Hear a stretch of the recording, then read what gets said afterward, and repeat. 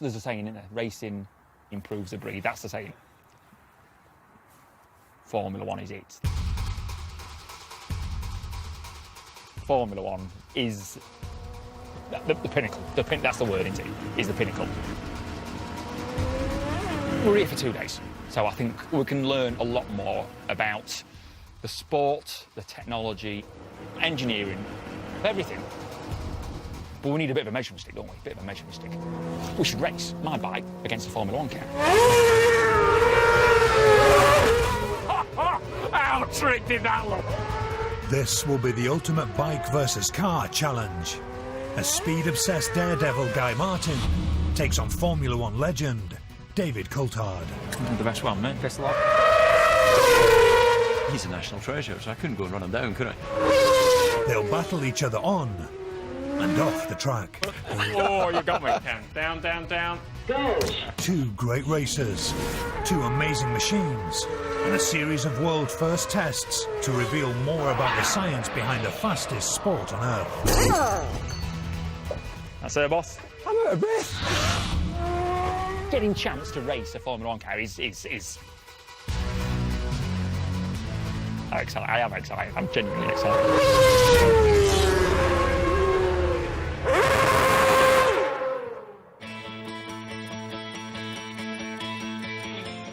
Guy and David will be going head-to-head at Silverstone, the home of British motorsport. They'll compete in 4 challenges designed to test the defining aspects of racing. A drag race will test acceleration. Then they'll test high-speed braking. A slalom will assess the ability to rapidly change direction. And finally, they'll race around the famous Grand Prix circuit.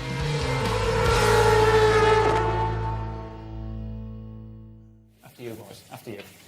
After you. After all the 2 doors to go through. Go on, we'll get this one. Sorry, boys. Come on. Come on. We all right? Take you boys everywhere when we go. Guy's motorcycle is being prepared by one of his most trusted mechanics, Mark McCarville. We've got a plan yet, boy? Yep. How are getting you fed? Steady away. Right. Mark has more than 20 years' experience and has worked with Guy for 6 years. He set off at 1 a.m. from the team's base in a small village in County Londonderry to drive the bike here in a van. David Coulthard's F1 car came in a lorry, along with an 11-man pit crew. I've got to go meet this David Coulthard, man. He's actually really nice. Is he? Yeah. Now, boss. How are you? David, Enter. I'm Guy. How are Nice you, to meet you, guys? mate. You all right? Yeah, good, thanks. David Coulthard is one of Britain's most successful ever Formula One drivers, with 62 podium finishes and 13 Grand Prix wins. He retired from F1 8 years ago and lives in Monaco. It's always nice to jump back in, and of course I'm always a bit nervous because I don't race anymore, but it all comes back to you very quickly when you head out on the track, and it's an absolute thrill and it's a pleasure. Guy Martin is one of Britain's best-loved motorcycle racers, most famous for his exploits at the Isle of Man TT. He works as a lorry mechanic in Grimsby. Because, like, you know, with motorbikes, you want to be stupidly fast. But not as fast as a Formula One, I don't think. I don't know. I'm looking forward to seeing how the challenge works out. When was the last time you went in one? A year ago? Was it? Yeah, I think so. Was it? But I've Have you been in the been new warming town? up. Look at that. Look I can at almost that. touch my Look at toes. that. I had a bath this morning to try and loosen all the muscles. Is that right? Bath. I don't know when the last time I had a bath was. I don't know when the last time I had a bath. It's a pity there isn't a smell vision on the television. Could you smell incredible? Is that your own brand of aftershave? Oh, you know, it's what I do, David. It's what I do, mate. You know. Is that Castellar or something? What is it? It's something similar. It's something similar.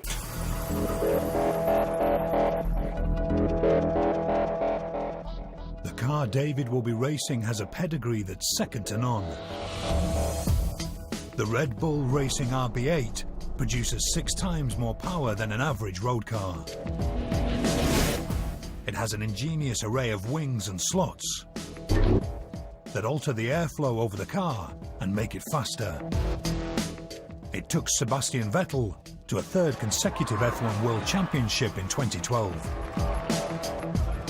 David was instrumental in developing this car.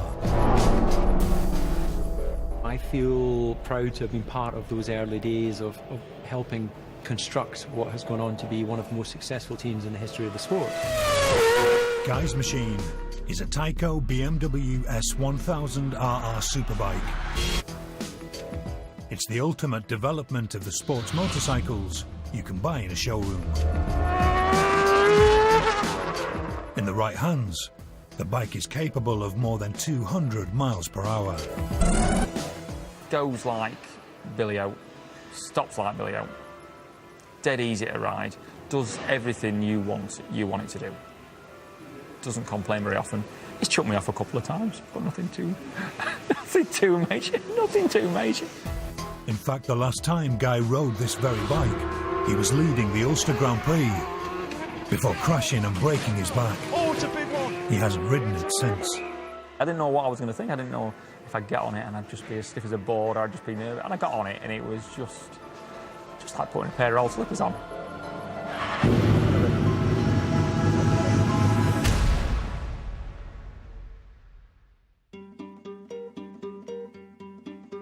The teams prepare for the first event. Both car and bike have tyre blankets on to heat the rubber and help the tyres grip the track surface. They also warm Guy's gloves. You get cold hands when you're out there. No. But look, hands like that, I would have thought you were well armed. You'd probably do it with no gloves if you could get away with it. The first challenge will be a drag race, the definitive test of off-the-line acceleration. From a standing start, they'll race for a quarter mile. Who do you think is going to win? I think the initial getaway, the bike will be better. After, I don't know, 50, 60 miles an hour, I expect the car to be able to then catch momentum on the bike. What do you think? I think you should smoke me. You reckon? I think so. 850 people work at Red Bull. Max turned up in a van with a bike in the back. I'm just saying.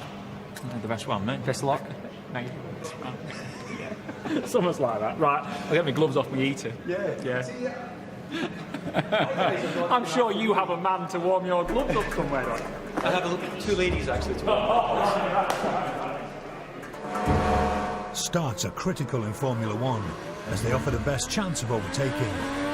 Here, Sebastian Vettel was faster off the mark than poleman Lewis Hamilton and went on to win the race. Contrast that with this start from Kimi Raikkonen. A clutch issue meant he went from the front row to last place. A fast start on a motorcycle is all about balancing full power against the bike's urge to wheelie. The precise timing involved in launching both car and bike mean the pit crews are split on who will win. Drag race, car. I'm going to say bike. car, always. No question. If it's not slippery, I think the bike. Car, just. Over a quarter of a mile. Surely DC can keep it on the track that long. I looked to my right and I've got, oh yeah, it's not a fellow motorbike competitor, it's David Coulthard in a Red Bull V8 Formula 1 car. Oh, bloody brilliant. Nobody knows what's going to happen next.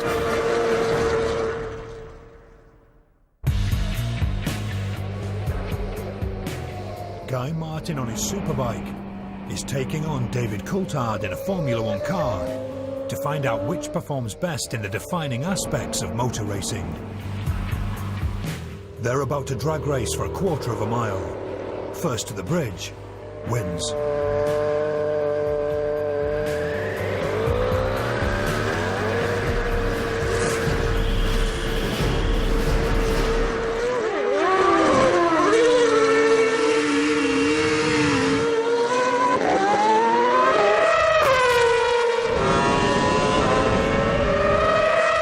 It's a win for the car in 10.29 seconds, but it's remarkably close.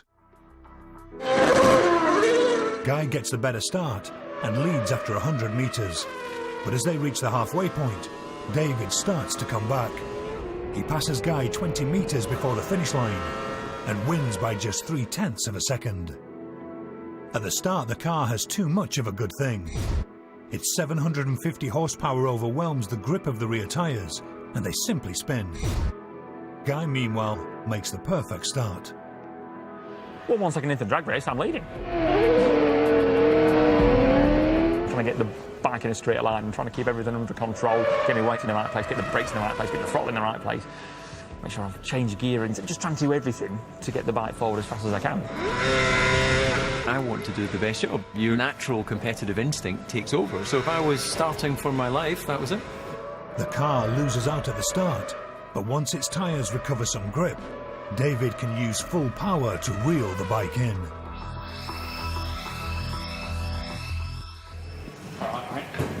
What do you think? Well, I was surprised. You got away better, but more quickly than I expected.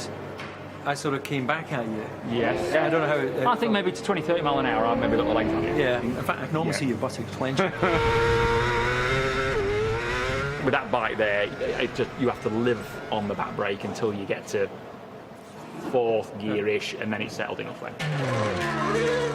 It may seem counterintuitive, but to go faster means stamping on the rear brake. It stops the front wheel lifting and means Guy can keep full throttle on. Like Rules to the Isle of Man, I get through 2 sets of boots. Wear the bottoms of the boots out. The car crosses the finishing line at 159.6 miles per hour. Guy follows behind, just 2 miles per hour slower. But a win's a win for David. Yeah, of course. I haven't won anything for years.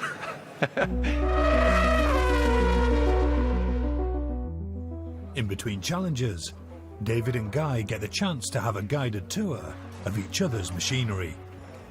Go on, you don't need me, I'll say. Put your foot on there and then swing your leg over. You all right? What do you think? Anything that involves my legs being like this and sitting forward is exclusively reserved for being at the doctor. All right, my mate. prostate All check. right, yeah. I feel very uncomfortable. Can I get off now? Yeah. It serves a purpose, though. What we got there? How many men do you have to have that start? You had to fly a man in from France to start that up. Yeah, that's true. And that's right, you have had to fly a man from France. Like Max brought this from Ireland in a van. Just press the start button. Which is The red that there. button at the bottom. Press that right. Is it out of gear? Yeah, it's out of gear, yeah.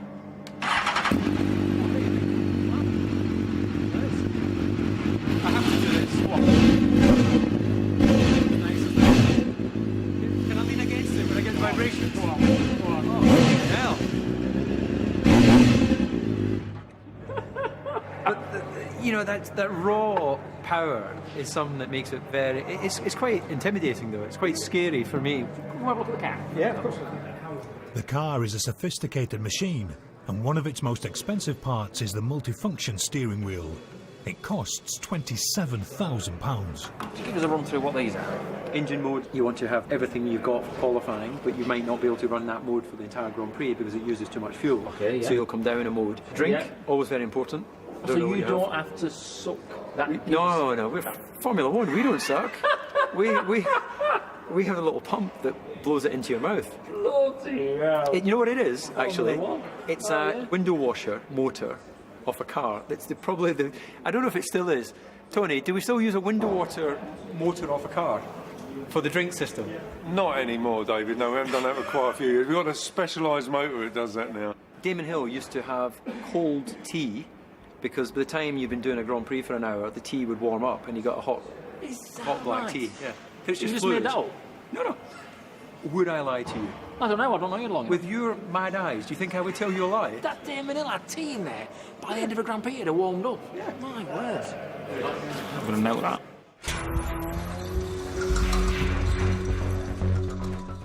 Time for the next test. Braking. In F1, braking can be key. Here, Nico Rosberg brakes later and harder than Kimi Raikkonen and gains a place. But here's Rosberg getting it wrong. He brakes too late this time, overshooting the corner, handing the race lead to Lewis Hamilton. Braking from high speed requires the drivers to press on the brake pedal with an average 150 kilograms of force, the equivalent of pushing away 2 grown men with 1 foot. And they need to do this up to 1,500 times a race. Bikes have less weight to stop, and the braking forces are much lower. A rider's fingers pull about 5 kilograms on the front brake lever, little more than a firm handshake. So which brakes best, car or bike? This is the start and finish straight here, isn't it? The new start and finish straight. What do you think? What sort of speed? Well, a Grand Prix car comes alive about 100 miles an hour, and that's when Right. the aerodynamics are really starting to become efficient. So I think we at least need to be around 100 100 miles mile an hour. So you've got a speedometer. You set the speed, because I don't have one. Right. I'll run side by side with you. Yep. We'll pick a spot at Yes. the start finish. When we get to that spot, maximum attack on the brakes, and we'll see who can stop more quickly. Right. We will see, won't we? We will see. And it's difficult because it's a little bit cool today, so I think anything could happen. Easy. We're all over these bike things. Guy and David will enter the start-finish straight at 100 miles per hour and brake at this point. The one who stops in the shortest distance wins. They complete a whole lap and form up side by side at 100 miles per hour. They'll both brake when they reach the cones.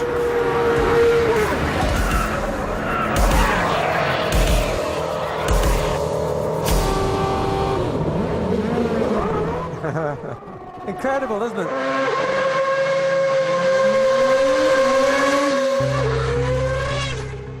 The F1 car's performance is spectacular. The highway code says a road car must stop from 70 miles per hour in 96 meters. David stops from 100 miles per hour in almost half that distance. It takes the car 3 seconds to come to a halt.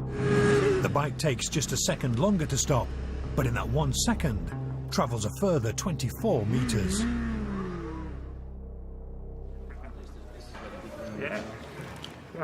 You're right. So in the beginning there wasn't as much of a difference as I expected, but you seem to get to a point and then you don't continue to slow down, whereas I then really stopped. But the initial sort of retardation, I thought the bike was pretty good. Do you reckon? Yeah. And I didn't think I was slowing down as well, slightly locked up. But I think actually once it built a heat, you know, in the contact patch burning out, I've got flat spots now, so those tyres are knackered. that right? But I think actually it started to bite into the track. And it knackered brand new tyres? They were, no, they were. They'd done a couple of laps already. But they're knackered now, yeah. I'm tight with my tyres. The car's big advantage is that it has 4 large brakes and 4 large tyres. We've got that crucial 4 points of contact, and that generates friction, and that's why we can stop more quickly. Each point of contact on a car is roughly the size of a dinner plate. In contrast, the bike's tyres only offer a contact patch the size of a credit card. And so Guy has to use all his skill to make up for the lack of friction.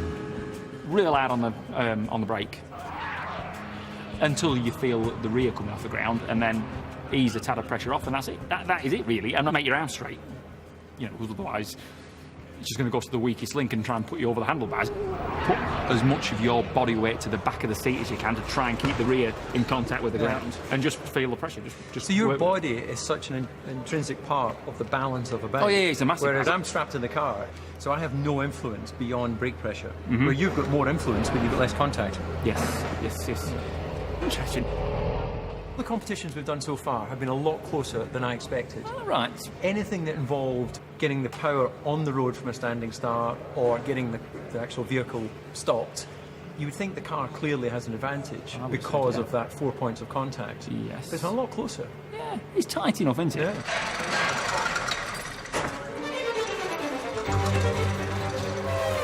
Outright speed on the track isn't always what decides races.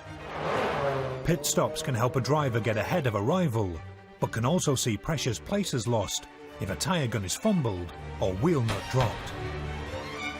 F1 is a team sport, and the best pit crews are well enough drilled to change all 4 tyres in around 2 seconds.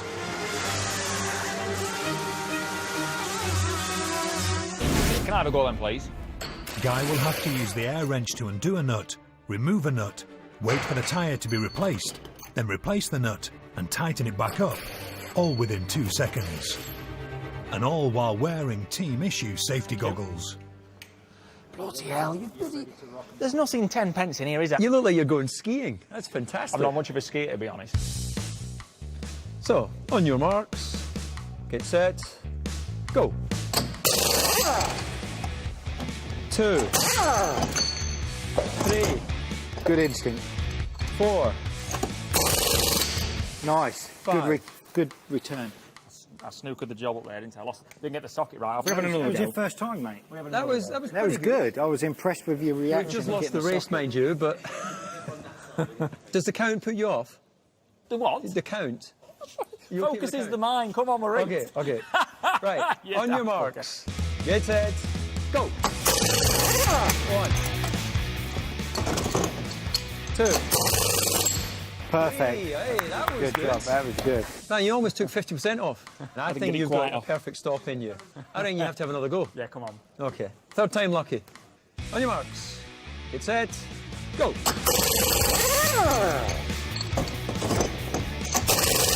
Oh, nice. Nice. Well, you got yourself a job on the pit crew. We're there. Thank you very much. Thank you. Well done. Thank you. Cheers, mate. Thank you.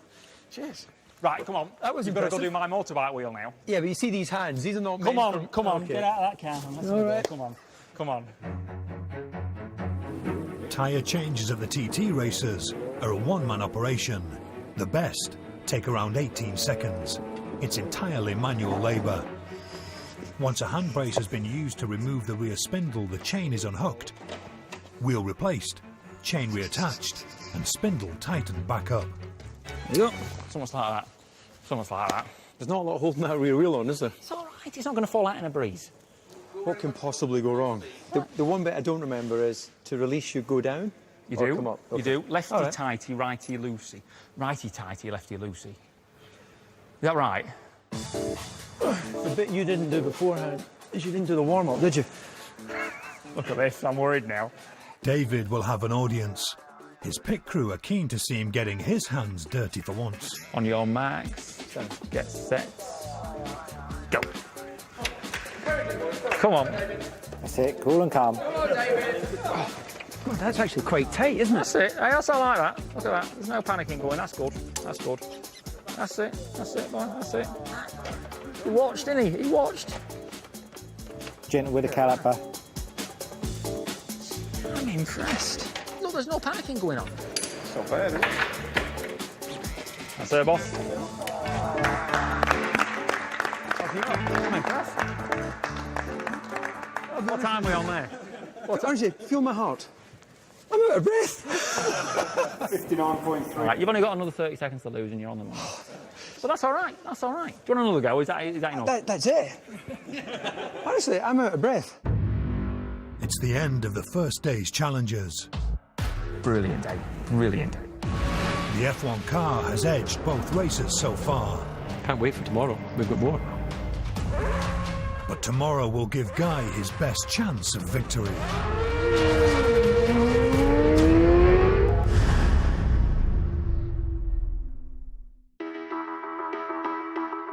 It's day 2 at Silverstone, where Guy Martin and David Coulthard are competing in a series of challenges which test them and their machines in the crucial aspects of motor racing. The F1 team are in early. The tolerances inside their car's engine are so tight that it has to be regularly warmed to make sure it's always ready for racing. They have a new recruit. They're not quite like me, Transit. The wing mirrors are just mega. You know, I've no wide view section at the bottom or anything. You that guy. Cheers, mate. It's Guy's first time in an F1 car, but the team are happy to let a fellow mechanic carry out the gearbox check. E2, please, Guy. A starter motor cranks the engine, while laptop computers monitor the temperatures and pressures. Okay, guys, shift check. Gear changes take milliseconds and are selected by grabbing a paddle on the steering wheel. There's no need to lift off the throttle, so there's never any pause in acceleration. Okay, guys, steering wheel check.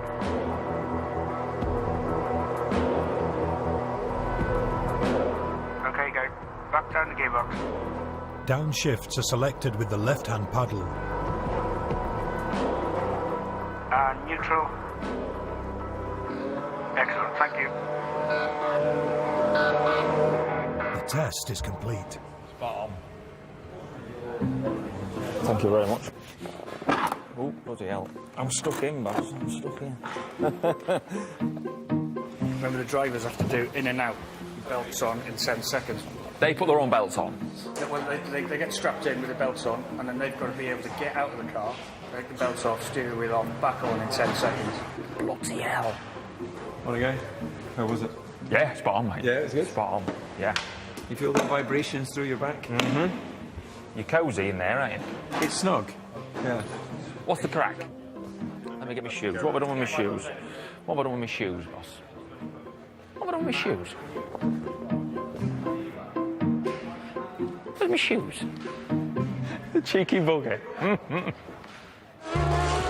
The massive effort in driving a Formula One car means driver fitness is just as crucial as having the best car and the best team. David Coulthard took fitness so seriously, he would tow a gym behind his motorhome as he raced around Europe.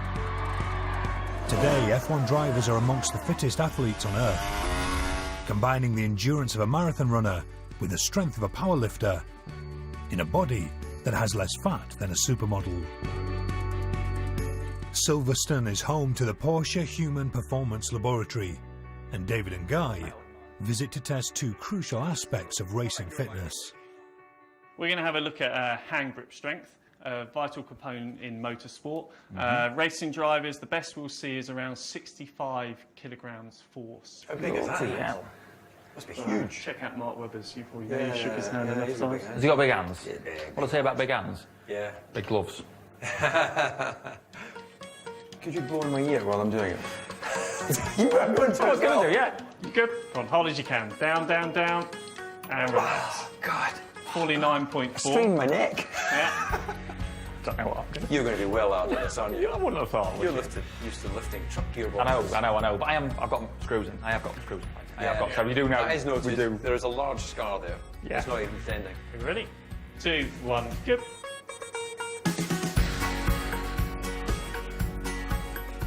$35.9. What?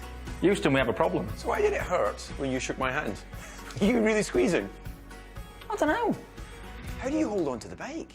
I think I don't hold on.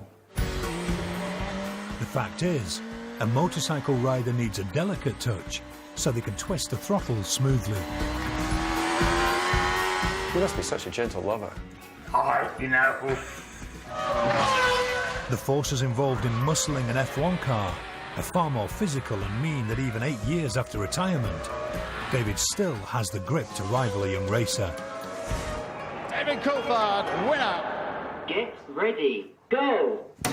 The next test is all about reaction speed and peripheral vision. Come on, get on with it, man. This is a Batak machine. The average person can turn off about 30 of the randomly illuminated lights in 30 seconds. An F1 driver at the peak of their abilities can turn off nearer to 60. Here you go, 37. Not bad effort. 37 is slightly above average. Get ready, Guy's turn. go! How's it feel? Steady away, boss. Steady away, steady away. Apparently, Michael Schumacher wasn't particularly good on reaction test, but he was an exceptional, successful racing driver. Going to be close. What we're looking at, Going to be close. What we're looking at, what we're looking at. Oh, 35. What was you? 37. Oh, ready for the knackers yard. It's all that metalwork slowing you down. That's what I'll blame it on. That's what I'll blame it on. It's all right. You're a bit more flexible than I thought you would have been with all that, yeah. I can touch my toes.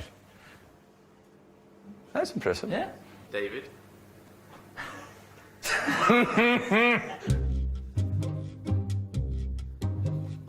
on. We've got to start somewhere. We'll start there. Okay. The next challenge will test each racer's ability to quickly change direction. I'm not sure I'll make it through that. Edge her on a bit, Chef. Edge her on a bit. Yeah, that's going to be tight enough, isn't it?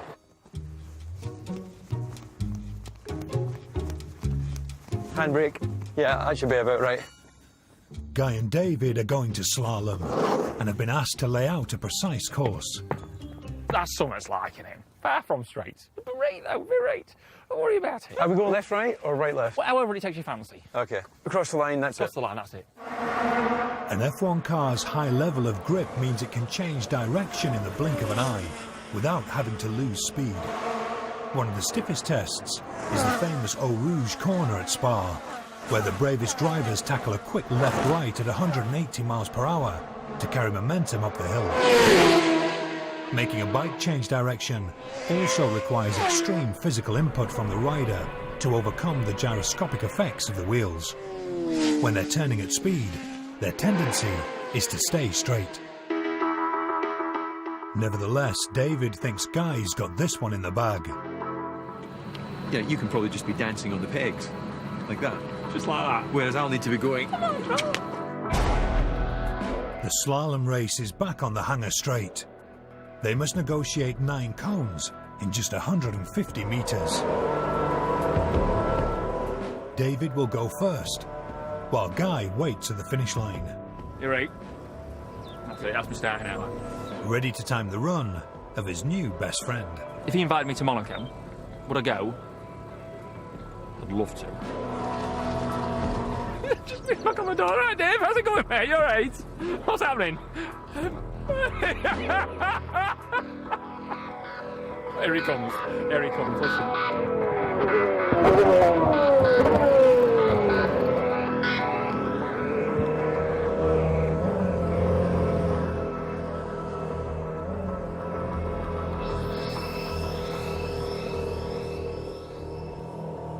Go!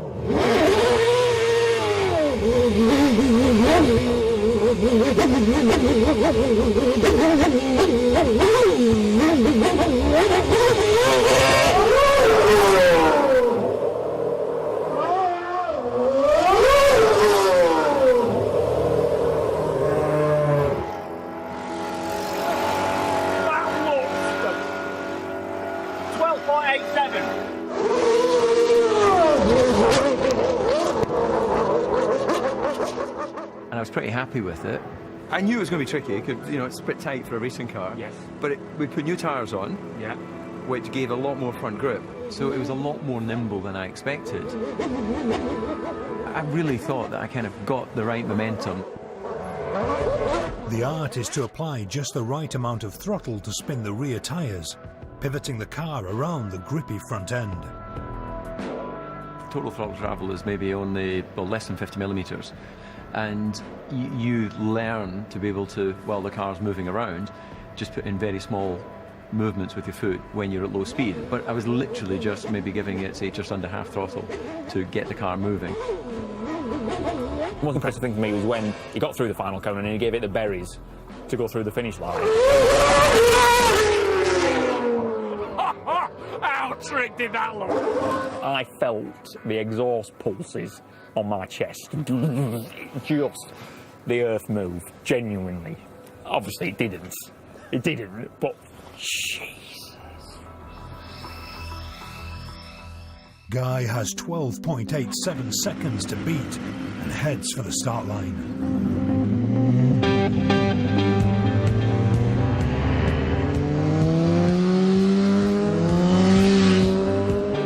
I'm surprised he didn't have a little sneaky practice on the way down, because we didn't say he couldn't practice. But that is very sporting of him. He's a gentleman.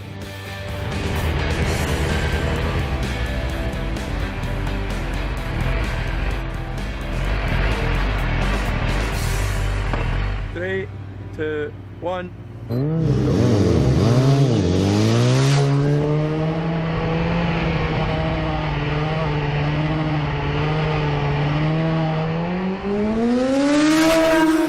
Crosses the line in 9.87 seconds.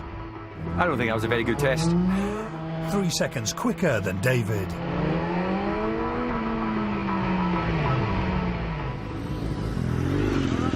Right there. How do we get on? 9.5 seconds. Ah, smoked you.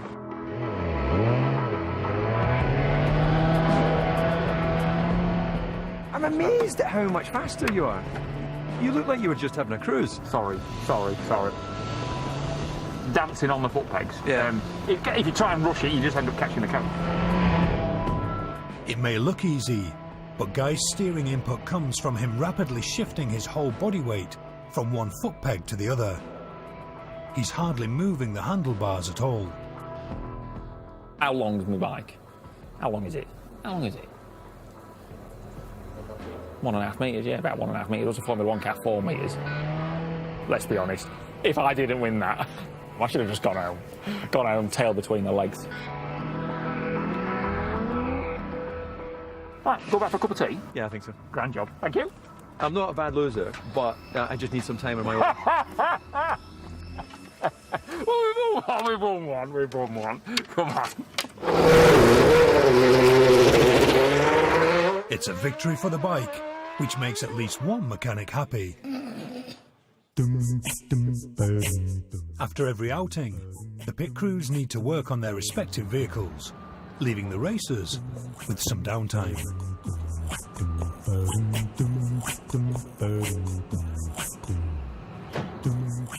The Grimsby lorry mechanic and the Monaco superstar discover they have more in common than you may think.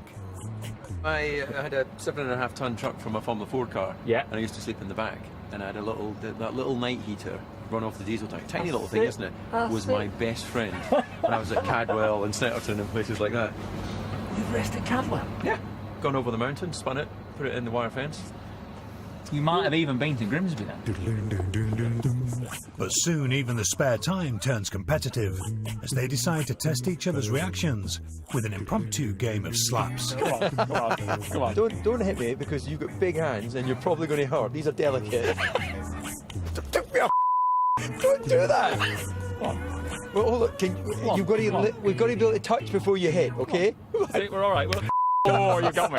You got me. Okay, right, hold on. Let touch and then count one before you start laughing. 1. Oh, you. We're not very good at this, are we? I didn't touch. Okay, the last one didn't count. Well done. Right. There's just one challenge left for David and Guy, and it's the big one, as they pit their 200 miles per hour machines head to head in a race around the Silverstone Grand Prix circuit.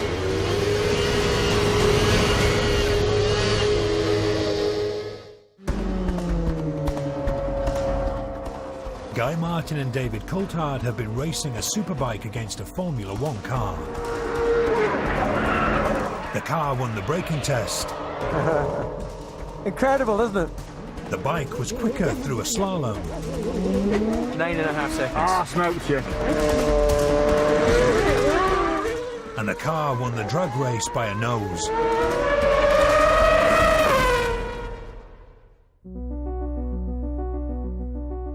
Now it's time for the final challenge.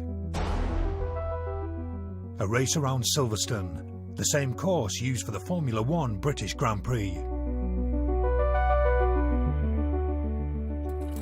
The Superbike lap record here is 2 minutes and 3 seconds, but an F1 car is 30 seconds quicker.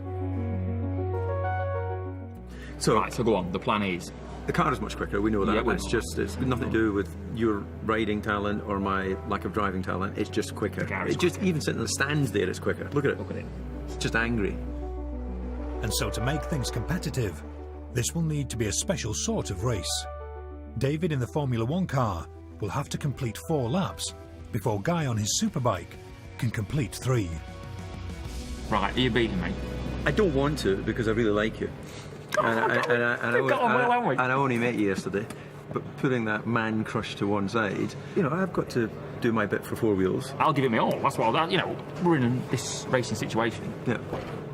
I always give it my all. 100%. The racers prepare. You don't see me psyching myself up. What do you want me to do? Beat me chest. I don't get revved up, do I, Matt? No, not at all. Nice and calm. This is something a bit different, a little bit special. Racing a Formula One car. Still want to run with some traction? Yeah, please, sir. David Coulthard in a Formula One car. I know what you're thinking, like the bike racers. Ooh, steely look and... I like that. It seemed like a good idea when we were talking about it. Now I'm in the car, I'm not so sure. It's going to be difficult.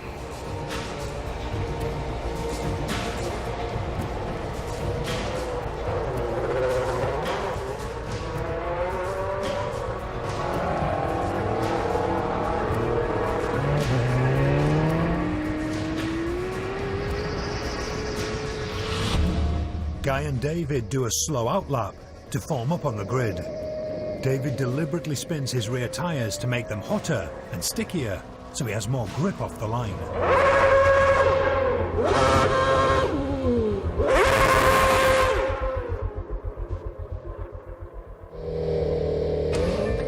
The race will start when the lights go out.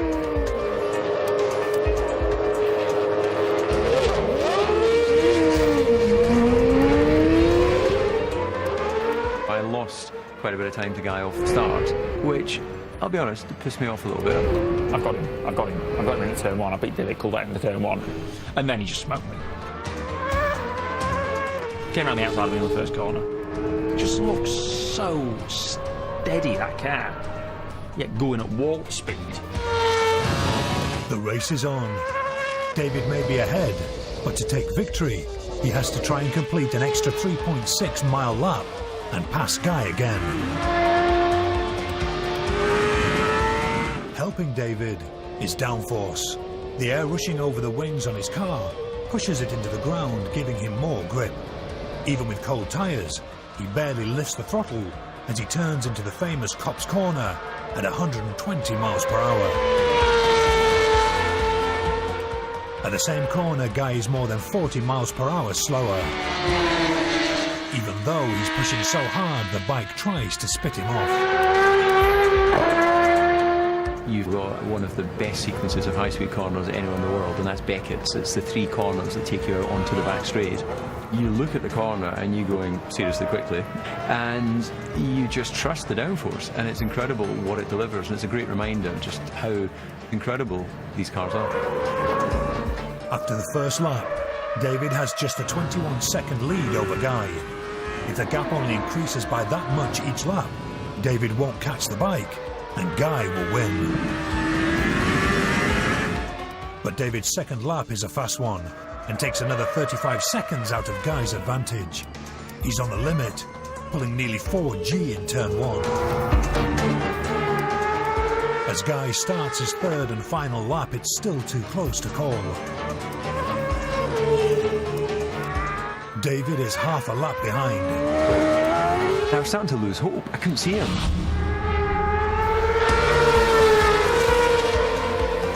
David starts his last lap.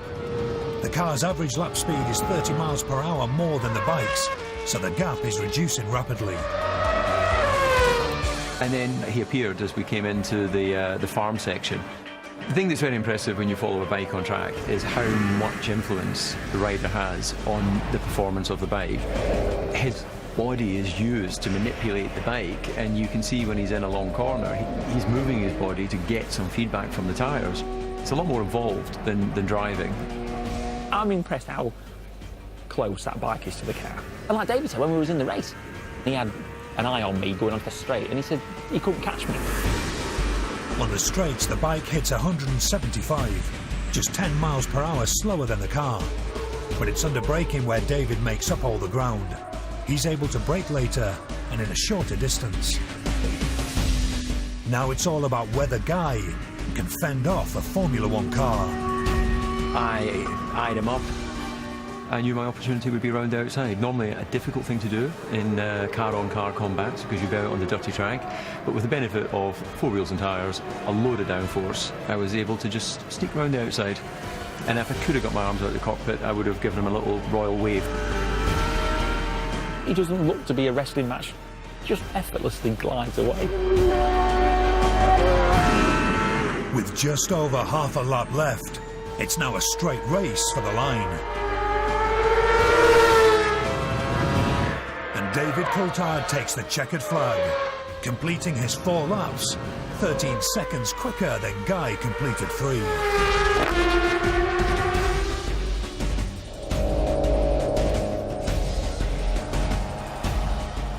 My hands are really sore, even with power steering. All right, mate.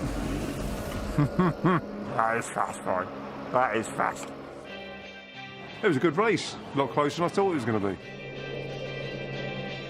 Absolutely awesome it was, yeah. There's only 2 of us here, and these guys have got a full team. But we've done the best we could with what we've got, so I thought Guy did a fantastic job. I mean, the track's really cold. He's not going to have a lot of grip. Some of the way he's squirting out of some of these corners looked at frightened the hell out of me. It's opened my eyes to the motorbikes because I don't know much about them, but it was really good. The bike there, it's off the line, it's so quick. I thought it'd be a bit further apart, but yeah, he looked good on the bike.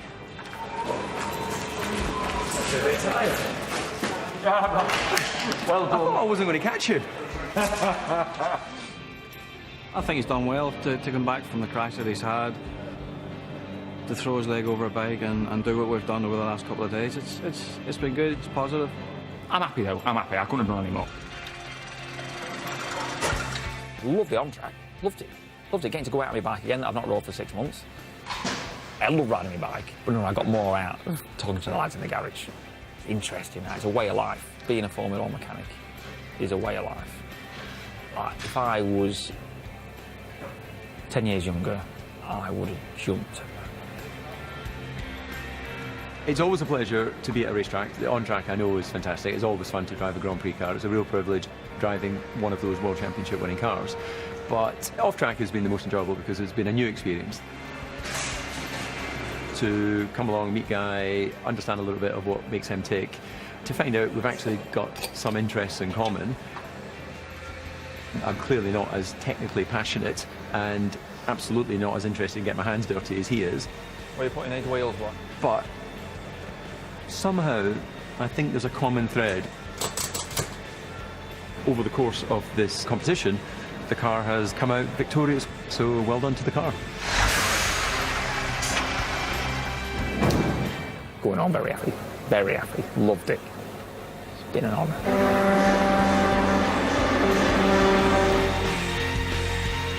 Saturday, 12:30, highlights of the Formula 1 Australian Grand Prix qualifying. F1 on 4. Next tonight, All Saints are back and Steve Coogan fancies a chat. Alan Carr.